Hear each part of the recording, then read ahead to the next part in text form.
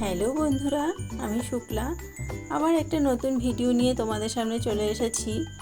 দেখো, আমি ব্লাউজটা যে কাটিংটা দেখাচ্ছি সেটা একটা ব্লাউজের পিছনের পার্ট। আমি কালী পুজোর কাজের সময় যখন খুব কাজের চাপ ছিল তখন এই ব্লাউজের ডিজাইনটা এসেছিল, তাই কাজের চাপে ভেবেছিলাম আর ভিডিওটা করা হবে না, থাক। তাই জন্য আমি তোমাদের সামনে কাটিনি, কিন্তু পেছনের পার্টটা যে কেটেছি পুরো মাপটা আমি তোমাদেরকে দেখিয়ে দিলাম মেপে। ভাবলাম যে এই ডিজাইনটা একটু নতুনত্ব, আবার এরকম ডিজাইন কে বানাবে, কাস্টমাররা বানায় সেটাই তো দেখাই। সব সময় তো নিজেরা পিস দিয়ে এরকম বানানো হয় না, আর সব রকম ডিজাইন সবাই পরেও না। এইবার দেখো, একটা ভি শেপ দিয়ে আমি ওপরের গলাটাকে কেটে নিচ্ছি, আর নিচেরটাও এরকম একটু তিকোণভাবে কেটে নেব।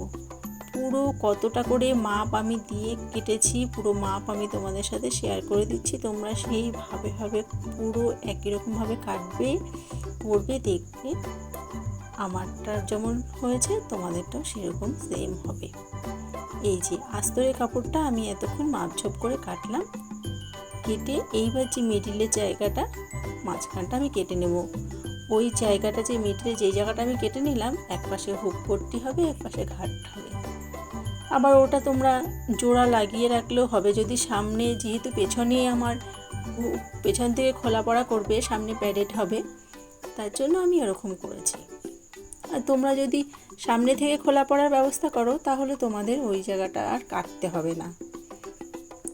এবার আমি মেন কাপড়ের সাথে কাপড়টাকে সেলাই করে উল্টে নিলাম। দেখো, উল্টানোর পর এরকম হয়েছে, এক পাশে ঘাট হবে, এক পাশে হুক পট্টি হবে।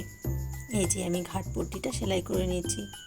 তোমরা ঘাট পট্টি যে কিভাবে লাগাতে হয় সেটা নিশ্চয়ই জানো, আর যদি না জানো আমার এই একটা ভিডিও দেওয়া রয়েছে, তোমরা ওটা দেখে নিও, বুঝতে পারবে খুব সহজেই। আমি চেষ্টা করি এমনভাবে ভিডিও দিতে যেন তোমরা ভিডিওটা দেখে বুঝতে পারো।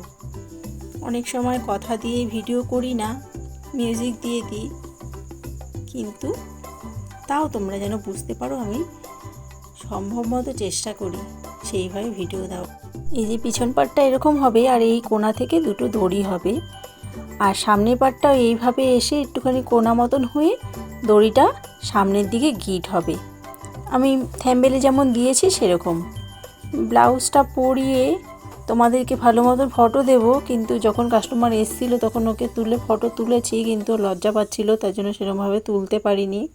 তবে ফটোটা তোমাদের সাথে আমি শেয়ার করব। খুব সুন্দর ডিজাইনটা, আর পপ স্লিভ দিয়েছি। কেমন হয়েছে বলো।